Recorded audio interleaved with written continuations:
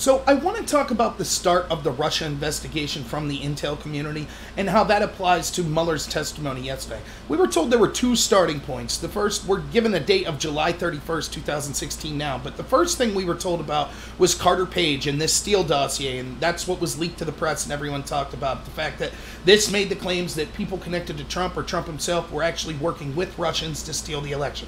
That was later scrapped, and we were then given the story of Papadopoulos. So I'm going to make a video talking about each. This one will be about the Steele dossier. What's so devastating is, if you look at the story of the Steele dossier, it shows that Mueller is unbelievably inept and corrupt. And when I say Mueller, check out my previous video. Mueller didn't write this report. That's obvious from yesterday. He has no clue what's going on.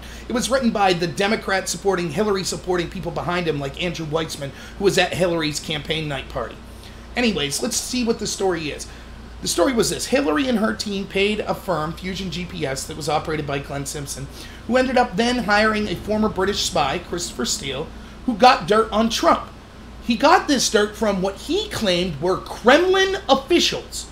This is where all the juiciest dirt came from that said things like that Manafort and Carter Page and others were directly working with Russian agents to steal the election. That document was then used as an impetus to spy on Carter Page. Now, the reason that this is damning is, if you listen to the beginning of Nadler's report, and if you read Rosenstein's letter and hear everyone that's been talking about why the Mueller investigation was important, the first thing they always say is his first mandate was to investigate Russian interference into our country, and particularly into the 2016 election. Now, there are two sites that Mueller gives as he looked into regarding that. One is these Russian trolls, and the second is their hacks, supposedly, of the DNC and of John Podesta.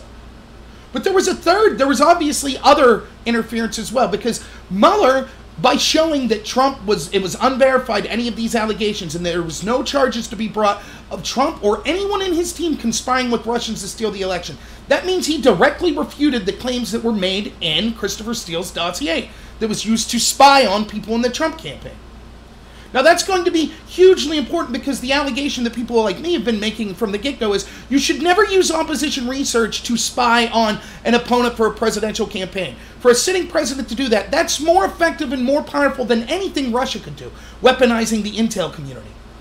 Yet that's exactly what happened. So this warranted an investigation in the first place. But even beyond that, if it was within Mueller's mandate to investigate all areas of Russian interference, we can see that the most obvious and effective area of Russian interference is the Kremlin officials, if we're to believe Christopher Steele, that he used as his source, that was so powerful that not only did Hillary's team use it, not only did she give it to her friends in Obama's DOJ and FBI, but then an investigation that is still going on to this day, that had an impact at least, that we just had a Mueller testimony yesterday about. That's how powerful it was. 3 years! It's still going. The information from this dossier. That's where the original allegations arose, when the public first became aware of them. And if that, we now know, because of Mueller's investigation, was never verified at the time, that's corrupt on its own right, but still isn't verified, that means one of two things. Either Christopher Steele lied, and his sources weren't Kremlin agents, or he told the truth, and those Kremlin agents that he used as his sources gave lies to Christopher Steele that ended up being the most effective interference into the 2016 election and our system with the presidency of Donald Trump. So for Mueller to not investigate that is unbelievable. There's only one reason for this, because they were trying to get Trump by any means necessary. This was never about investigating Russian interference. Why else would they ignore this biggest piece of Russian interference? He says, oh, that was before my time. That was well before the Steele dossier, was before I was brought on. But all the charges he charged people with were before his time. Every single one. Such as Manafort operating and failing to register as a foreign lobbyist in 2012 and 13. Well before Mueller's time.